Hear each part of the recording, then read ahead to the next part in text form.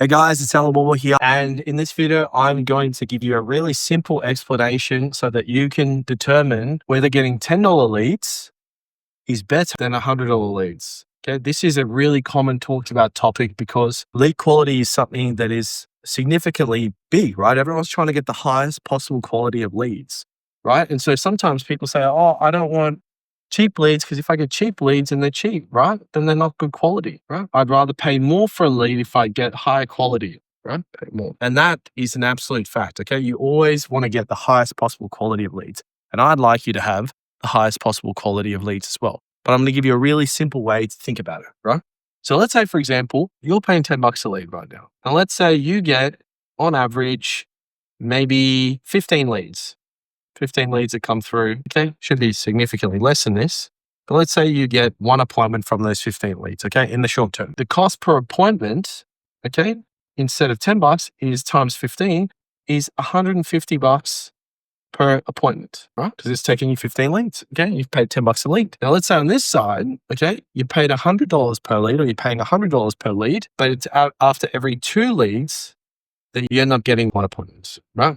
So then effectively 2 times 100 is you've paid $200 per appointment. So immediately you can see after doing this that just on a pure appointment cost basis in the short term, going down this route works out more cost effective. Okay. You save literally 25% in your cost per appointment for this. Okay. So that's really basic maths.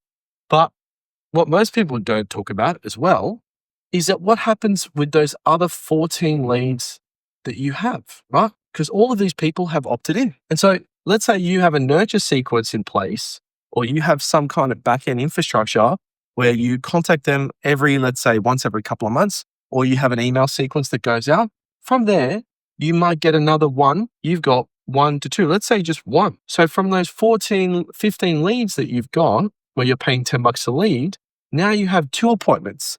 So the cost per appointment, literally over a period of time, cuts in half. And now it's cost you $75 per appointment. So now you've gone from saving 25% in your cost per appointment to saving over 75% per cost per appointment. Okay. And this is just in the near term, right? If there's a period of time where you do more events, you contact them, you reactivate that database, that will continue to go lower and lower.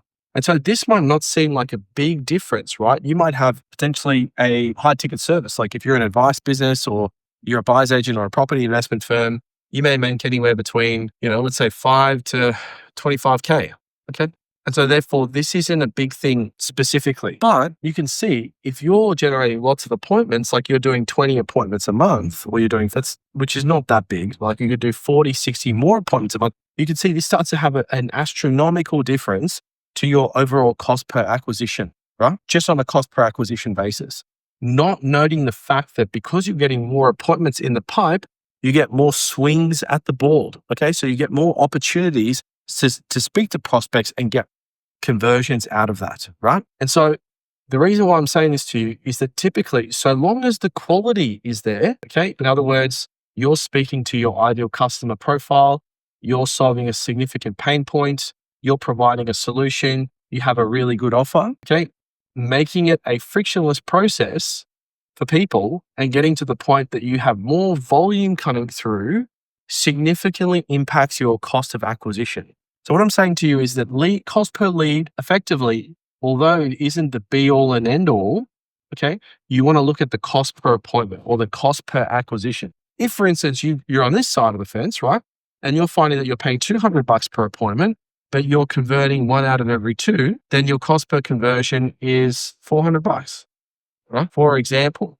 And then this might be $500, right? It might take you 10 appointments in order to convert 1. Okay. So in other words, this one then works out better. So I guess where I'm getting with this message is the cost per lead is just the starting metric, but you want to analyze what happens afterwards. Typically what we find with our clients is taking all the necessary measures in terms of understanding who their ideal clients are, what the challenges are, what the pain points are, what the solution is, having a really strong offer, and having the back-end infrastructure to be able to nurture these people, okay, all leads for a period of up to, let's say, 3 months plus, this results in a significantly lower cost per appointment with a super high quality. Okay, with super high quality on the other side. So that's the purpose of this messaging, right? So yeah, if you'd like to see how a system like this could work for your business, where we've got all these factors taken into account, from cost per lead to cost per appointment, cost per show, cost per conversion, then there should be a link that you can use to book in a time. But you don't have to, that's absolutely fine. But hopefully that's giving you some context. So don't pay too much attention to this. Pay attention to the metrics that happen after this. Okay, because that's the most important thing, effectively. We're looking to maximize return on investment. So long as we're doing that, then we're sweet. Okay. So my name's Allan. Thank you so much for your time. I hope you have a fantastic day, and I'll speak to you soon.